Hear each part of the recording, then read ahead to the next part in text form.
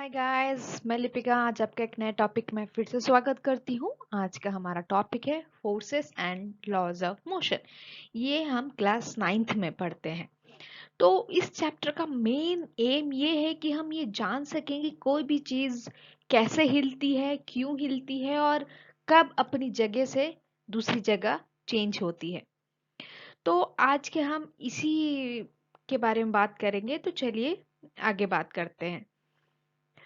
So, in our surrounding and in our everyday life, we observe that some efforts is required to put a stationary object into motion or to stop a moving object. ये इतनी बड़ी line है पर समझने के लिए बहुत छोटा हम लोग के पास एम है कि हम स्टेशनरी ऑब्जेक्ट का मतलब होता है रुका हुआ ऑब्जेक्ट। कोई भी, जैसे आपने अपने टेबल पे कोई भी मोबाइल रख दिया, मोबाइल को रख दिया, वो रुका हुआ है। बट मोबाइल अपनी जगह से खुद तो नहीं हिलेगा, तो उसको हिलाने के लिए हमें अपना हाथ लगाना पड़ेगा, फोर्स लगाना पड़ेगा, मतलब बल यूज करना पड़ेगा। तो जैसे हम अब मोबाइल को उठाए तो देखो उसने अपनी जगह चेंज की, तो वो हमारा फोर्स हुआ। तो कोई भी ऑब्जेक्ट अपनी जगह से तभी जगह बदलता है जब कोई भी एक्सटर्नल फोर्स हम यूज करते हैं। एक्सटर्नल फोर्स यहाँ मैंने एक्सटर्नल इसलिए यूज किया है, जो बाहरी बल हम अपनी तरफ से एक फोर्स जनरेट करते हैं उस ऑब्जेक्ट को हिलाने में, तो वो फोर्स कहलाता है। तो आप कोई भी एवरीडे लाइफ में देखे होंगे, कोई भी चीज जैसे बाल्टी हम उठाते हैं, हम एक जगह से दूसरी जगह रखते हैं, तो हमने फोर्स लगाया, हमने उसको उठाया, बल का प्रयोग किया, रखा, फोर्स लगाया। तो बिना फोर्स के कोई भी ऑब्जेक्ट एक जगह से दूसरी जगह नहीं जा सकती।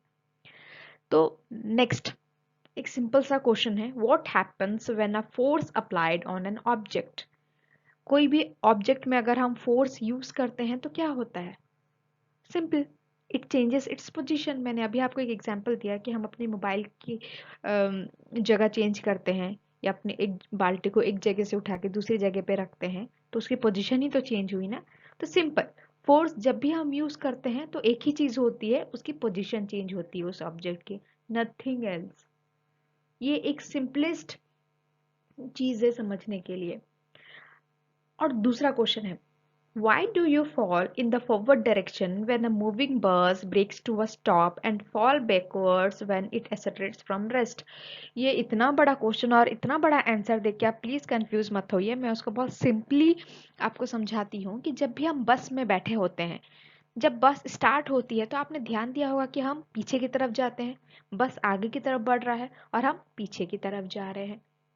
और जब बस ब्रेक लगाती है तो बस रुकती है और हम आगे की तरफ हो जाते हैं। ऐसा क्यों होता है? ये इसके पीछे भी एक सिंपल कॉन्सेप्ट है कि एक ऑब्जेक्ट जैसे हम हैं, रुकी हुई बस है और हम उसमें बैठे हैं, तो हम बैठे हैं, ये हमारा स्टेशनरी पोजीशन है, मतलब रेस्ट का पोजीशन है। पर जैसे ही फोर्स लगा, मतलब उसने अपनी बस को स्टार्ट किया, फोर्स लगा, तो हमारी पोजीशन चेंज हुई।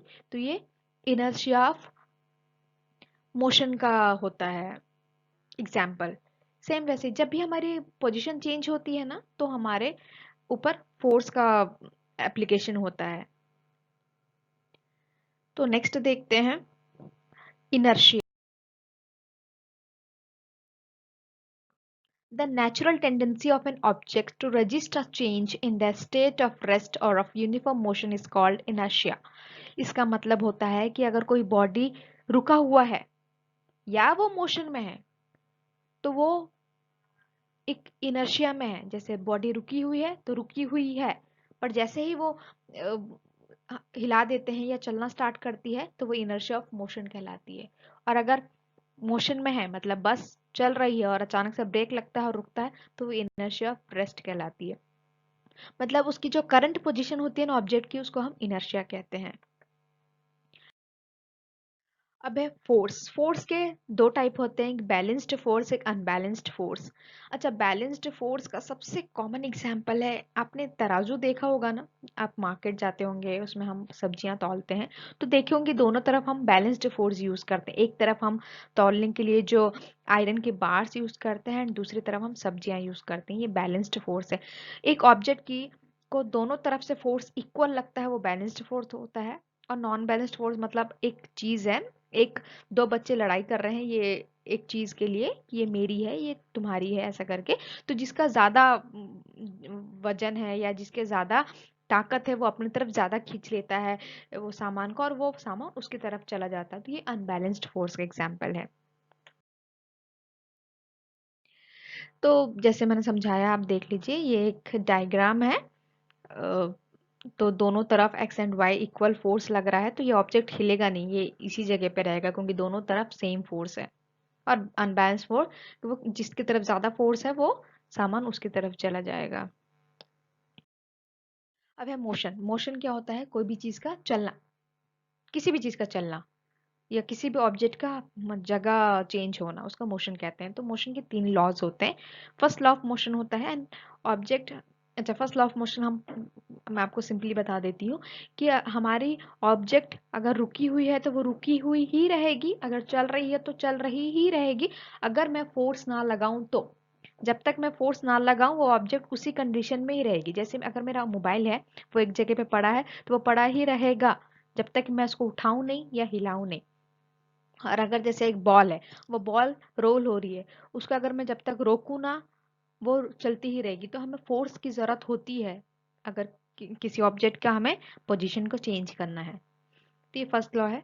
सेकंड लॉ बोलता है rate of change of momentum of an object is proportionally to the balanced force. इसका कॉमन एग्जांपल है सेकंड लॉ का कि बहुत तेज ना बॉल आ रही है। आपने देखा होगा कि जब फील्डर फील्ड में बॉल को कैच कर रहा है तो वो देखा देखा होगा कि जैसे वो बॉल को कैच करता है वो अपनी हाथ को पीछे खींचता है। तो कोई भी ऑब्जेक्ट एकदम तेज स्पीड में ऑब्जेक्ट को हमें रोकना है तो हमें हमारी मूवमेंट को पीछे लानी होगी। तो ये लॉ, सेकंड लॉ का बहुत अच्छा एग्जाम्पल है। अब है थर्ड लॉ ऑफ मोशन। इसका बहुत बहुत सिंपल कॉन्सेप्ट है कि हम कोई भी चीज को अगर धक्का लगाते हैं तो वो इक्वल रिएक्शन भी देता है। Every action there is an equal and opposite reaction.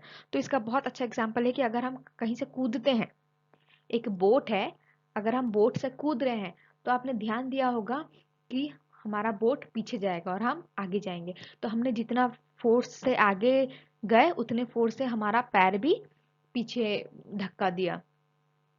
तो ये भी एक बहुत कॉमन एग्जाम्पल है मोशन का। तो जो ऑब्जेक्ट का मास है उसका एसआई यूनिट केजी होता है एंड फोर्स की एसआई यूनिट न्यूटन होती है जो कि हम एन से शो करते हैं। Note, a force of friction always opposite motion of object. अच्छा, जो फ्रिक्शन होता है ना वो क्या होता है, हमारी फोर्स को रोकता है।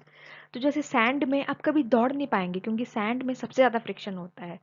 तो अगर हम दौड़ रहे हैं और हमें रुकना है तो वहां पे फ्रिक्शन बहुत हेल्प करता है। अगर हमारे पास फ्रिक्शन ना हो तो हम कभी रुक नहीं सकते हैं और कोई भी चीज़ नहीं रुक सकते, हम सिर्फ चलते जाएंगे। फ्रिक्शन बहुत इंपॉर्टेंट है।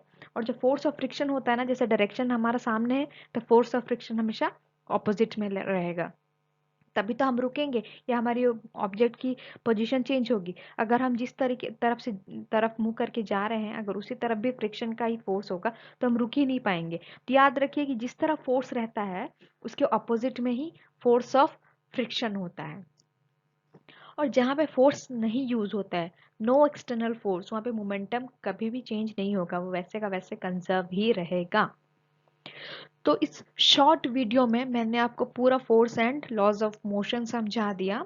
और इसमें बहुत सारे ना न्यूमेरिकल्स होते हैं तो उनको देख के ना बच्चे बहुत डरते हैं। सबसे पहले ना कॉन्सेप्ट समझ जाइए कि कहाँ पे कैसे और कहाँ चीज़ें चेंज होती हैं, कहाँ इनर्शिया ऑफ मोशन होता है, इनर्शिया ऑफ रेस्ट होता है। तो इसलिए मैंने आपको शॉर्ट नोट दिया इस चैप्टर का। तो आपको कहीं भी कंफ्यूजन है तो प्लीज़ आप मुझे कमेंट कीजिए ताकि मैं आपके कंफ्यूजन को दूर कर सकूं। एंड आई होप कि आपको ये वीडियो अच्छा लगा हो। तो थैंक्स फॉर वॉचिंग।